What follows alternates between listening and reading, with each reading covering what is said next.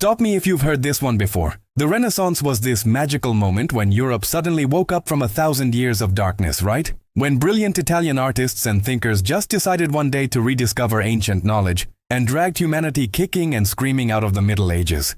Yeah, that's complete nonsense. And the worst part? This myth has been shaping how we understand one of the most important periods in human history for centuries now. But here's the thing. What actually happened during the Renaissance is so much stranger and more interesting than the story we've all been told. And once you understand the real version, you'll never look at history the same way again. So the standard story goes something like this.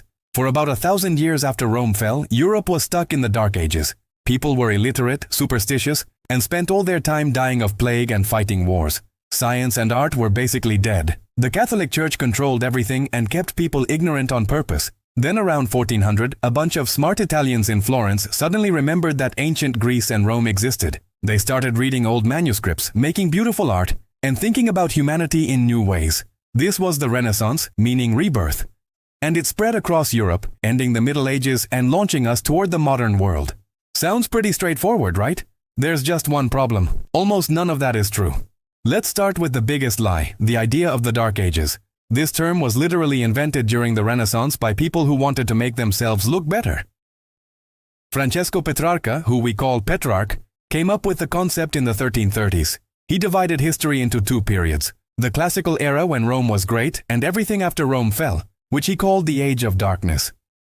Then there was his own time, which he believed was bringing back the light. But here's what Petrarch and his followers conveniently ignored. The Middle Ages weren't dark at all. They were actually packed with innovation, artistic achievement, and intellectual progress. Universities were founded across Europe starting in the thousands. Places like Bologna, Paris, and Oxford became centers of learning where people studied everything from theology to medicine to mathematics. The scientific method started taking shape during this period. Scholars were translating and studying Greek and Arabic texts. They were building on ancient knowledge, not ignoring it. And the art? Have you ever actually looked at medieval art? Sure, the painting style was different from Renaissance realism, but calling it primitive or bad is just ignorant. Medieval artists created stunning illuminated manuscripts with incredible detail. They built Gothic cathedrals that still take your breath away today. These weren't people stumbling around in the dark. They were skilled craftsmen and artists with their own aesthetic goals and technical mastery. The whole idea that medieval people were stupid and superstitious while Renaissance people were smart and rational is laughable. People in both periods believed in God, astrology, magic, and all sorts of things we'd consider superstitious today. Renaissance scholars were obsessed with alchemy, trying to turn lead into gold. They believed in the four humors controlling health. Galileo, one of the heroes of the scientific revolution, cast horoscopes for money. The difference between medieval and Renaissance thinking isn't nearly as dramatic as the story suggests. So why did Renaissance thinkers push this narrative about the Dark Ages? Because it served their purposes. They were trying to establish their own importance and legitimacy. By claiming they were reviving ancient greatness after centuries of darkness, they positioned themselves as heroes. They were the ones bringing back civilization. It was basically a marketing campaign, and it worked incredibly well. So well that we're still repeating their propaganda 600 years later. Now let's talk about another massive part of the myth. The idea that the Renaissance started in Italy because Italians suddenly rediscovered classical texts. The reality is that classical texts never disappeared. Medieval scholars had been reading, copying, and studying ancient Greek and Roman works throughout the Middle Ages. Monasteries across Europe preserved these texts. Islamic scholars in Spain, North Africa, and the Middle East had been translating and building on Greek philosophy and science for centuries. The real reason the Renaissance happened in Italy, and specifically in cities like Florence, Venice, and Rome, had nothing to do with some magical rediscovery. It was about money and politics. These Italian city-states got really wealthy through trade. Florence had banking families like the Medici who accumulated massive fortunes. Wealthy merchants and bankers wanted to show off their status and power. One way to do that was by becoming patrons of the arts. They commissioned paintings, sculptures, and buildings. They supported scholars and writers. This wasn't about some pure love of knowledge or beauty. It was about prestige and reputation. Having famous artists work for you showed everyone how rich and cultured you were. It was the Renaissance equivalent of buying a yacht or a private jet. Don't get me wrong, some patrons genuinely cared about art and learning.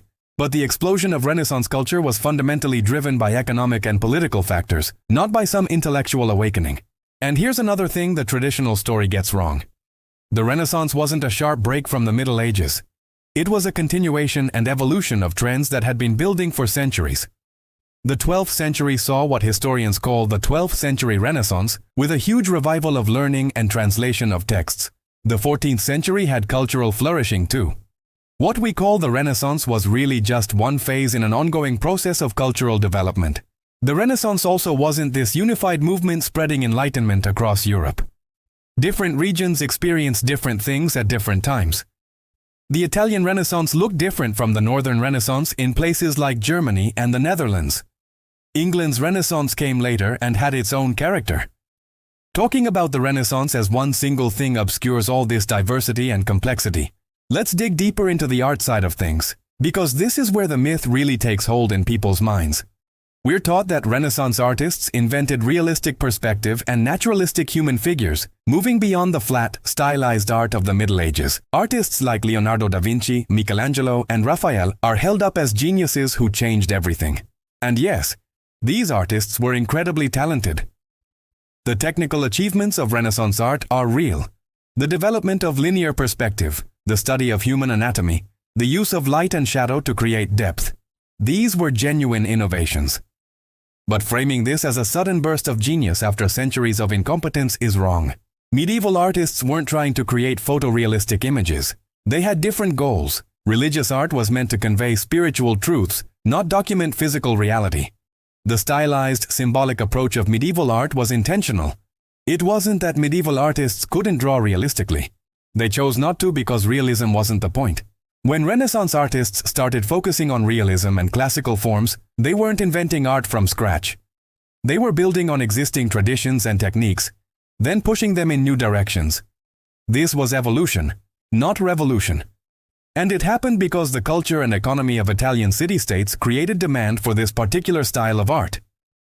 Rich patrons wanted grand, impressive works that showcased classical learning and humanistic values. So artists delivered what the market wanted. Another huge part of the myth is the idea that Renaissance thinkers were secular humanists who rejected religion and embraced reason. This is almost completely backwards. Yes, Renaissance humanism emphasized human dignity, classical learning, and the importance of rhetoric and literature. But Renaissance humanists were almost all deeply religious Christians. They saw their work as compatible with and supporting their faith, not opposing it. Leonardo da Vinci painted religious scenes. Michelangelo painted the Sistine Chapel ceiling with biblical stories. These weren't secret atheists forced to create religious art.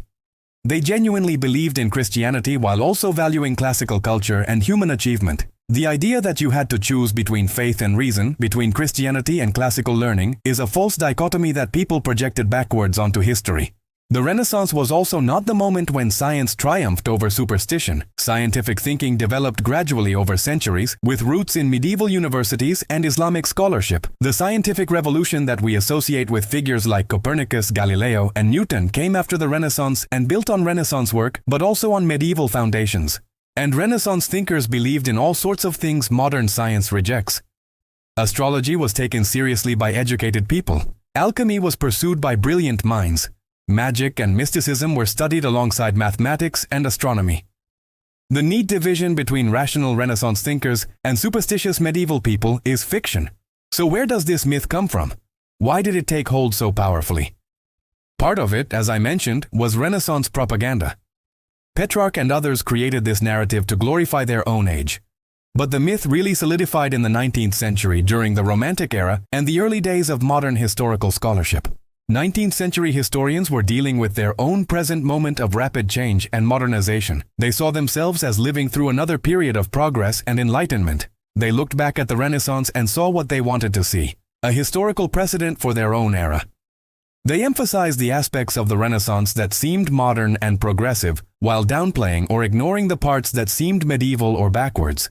These historians also had their own biases and assumptions.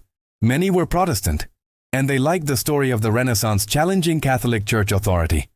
Many were nationalists who wanted to trace their nation's greatness back to Renaissance achievements. They were invested in a narrative of Western civilization progressing from classical greatness through medieval darkness to Renaissance rebirth and eventual modern triumph. This narrative served ideological purposes. It justified European colonialism and imperialism by suggesting Western civilization was uniquely progressive and enlightened. It marginalized the contributions of non-European cultures, especially Islamic civilization, which preserved and advanced classical knowledge during the Middle Ages. The Renaissance myth became part of a larger story about Western exceptionalism. Modern historians have been working for decades to dismantle this myth and present a more accurate, nuanced picture. They emphasize continuity between the Middle Ages and Renaissance. They highlight the achievements of medieval culture. They recognize the contributions of Islamic scholars. They acknowledge the economic and political factors driving cultural change. They point out the diversity of Renaissance experiences across different regions. But the old myth is stubborn. It's baked into how we teach history in schools. It's in popular culture, movies, books, and documentaries. People resist giving it up because it's a compelling story. The idea of a sudden awakening, of genius emerging from darkness, of a clear turning point between bad old times and better new times, that's dramatically satisfying. It's much messier to say that history is continuous, that change happens gradually, that every period has achievements and limitations. Here's what's at stake in getting this right. When we accept the Renaissance myth, we misunderstand how cultural change actually works. We buy into the idea that progress happens through dramatic breaks and individual genius rather than through gradual accumulation of knowledge and collective effort. We undervalue periods like the Middle Ages that don't fit the narrative. We give too much credit to certain places and people while ignoring others who contributed just as much. The real story of the Renaissance is actually more interesting than the myth. It's a story about how economic prosperity creates opportunities for cultural production, about how patronage systems shape what art gets made, about how political competition between city-states drove investment in prestige projects, about how trade networks spread ideas and techniques, about how existing traditions evolve in response to new circumstances. It's also a story about human nature, about how people construct narratives to make sense of their world and their place in it, about how those narratives serve purposes, sometimes being used to justify power or exclude others, about how myths take on lives of their own, persisting long after they've been debunked by scholars. The Renaissance wasn't a rebirth after darkness. It was one phase in the ongoing story of human culture, building on what came before and planting seeds for what came after. The people of the Middle Ages weren't waiting around in ignorance for Renaissance thinkers to save them. They were living full, complex lives, creating art, advancing knowledge, and building institutions that Renaissance culture depended on. Understanding this doesn't diminish Renaissance achievements. Leonardo's paintings are still masterpieces. Michelangelo's sculptures still inspire awe. Shakespeare's plays still resonate centuries later. But we can appreciate these achievements without buying into the myth that they emerged from nowhere, that they represented a clean break from a backwards past. The lesson here goes beyond just the Renaissance. Every period in history gets simplified into stories that serve particular purposes. We do it with ancient Rome, portraying it as the peak of civilization while ignoring its brutal slavery and violence. We do it with the Enlightenment, emphasizing reason and progress while downplaying colonialism and exploitation. We do it with our own present, telling ourselves stories about who we are that fit our self-image but obscure uncomfortable truths. Being aware of these myths and how they function is crucial for understanding history honestly. It's also crucial for understanding our own time. The stories we tell about the past shape how we think about the present and future. If we believe that progress comes from exceptional individuals having brilliant insights, we'll look for hero figures to save us. If we understand that change comes from complex social, economic, and cultural forces, we'll think differently about how to address our challenges. The Renaissance myth also affects how we think about education and learning. If we believe the Middle Ages were intellectually barren, we might undervalue certain types of knowledge or approaches that don't fit modern scientific thinking. We might assume our way of understanding the world is the only valid one, when in fact different cultures and time periods have developed their own valuable frameworks. Dismantling the Renaissance myth opens up space for more inclusive, accurate history. It lets us recognize the achievements of medieval Islamic scholars who preserved and expanded on Greek philosophy and science. It acknowledges the sophisticated cultures of Africa, Asia, and the Americas that existed during the European Middle Ages and Renaissance. It complicates the simple story of Western civilization progressing in a straight line from Athens to Rome to Florence to us. This isn't about tearing down the Renaissance or saying it wasn't important. It's about seeing it clearly. The Renaissance was a fascinating period of cultural flourishing, artistic innovation, and intellectual ferment, but it was also a continuation of earlier trends, driven by economic and political forces, filled with contradictions, and more complex than the tidy textbook version suggests.